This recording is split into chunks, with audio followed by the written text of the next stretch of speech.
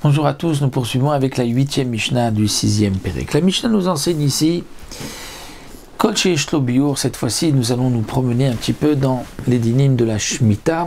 On est sorti déjà depuis quelques Mishnayot de Nida, puisque le Tana nous dit tout ce qui a telle chose a évidemment telle autre chose, mais ce qui a cette chose-là n'a peut-être pas la première.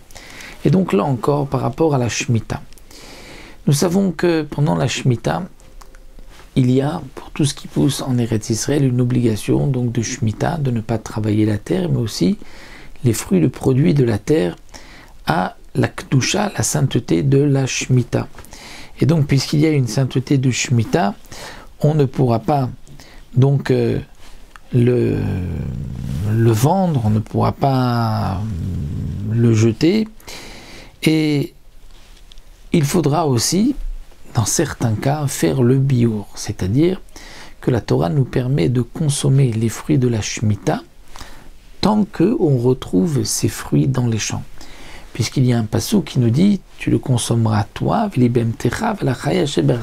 pour ta bête et la bête sauvage qui se trouve dans ta terre. » De là, on apprend que tant qu'il y en a pour les bêtes sauvages dans les champs, tu pourras toi aussi donner à manger à ta bête dans la maison.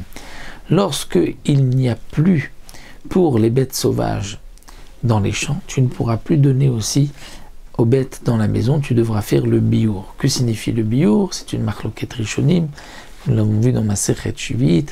Est-ce que cela signifie l'enlever les va'er mina olam complètement, ou juste le faire sortir de son domaine et être mafkir? C'est cela, Shita, cette dernière Shita, la Shita de la majorité des rishonim. Pour le Rambam, il faut complètement le faire disparaître au moment du biour. En tout cas, il y a parfois des fruits où il y a une obligation de biour et d'autres où il n'y a pas d'obligation de biour. Parce qu'il y a des fruits qui sont tout le temps dans les champs. Il y a d'autres choses qu'on ne trouve que périodiquement. Lorsque ce n'est que périodiquement, donc il y a un moment où on n'en trouve plus, donc il y a le zman de biour. Et donc là, le Tana nous dit Kol sheyesh lo biour, yesh lo shvit.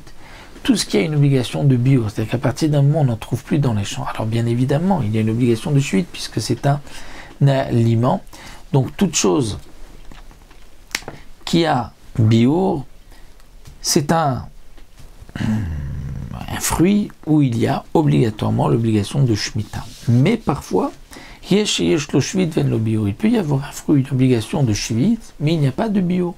Il y a la Kedusha de Shvit, mais il n'y a pas de bio. Pourquoi? Parce que ce sont des choses qu'on retrouve toute l'année, aussi bien en été comme en hiver, où les racines restent dans la terre, comme dit le Barthénora, comme le fameux louf achoté d'Andena, qu'on appelle la menthe, nana, mint, étant donné qu'eux se retrouvent tout le temps, on les trouve tout le temps dans les champs, donc il n'y a pas de digne de biour. Mais pourtant, il y a une mitzvah de Shemitah. Donc c'est ce que le Tana nous dit. Il peut y avoir Shemitah, mais il n'y a pas de biour. Alors que tout ce qui a biour a obligatoirement un digne de Shemitah.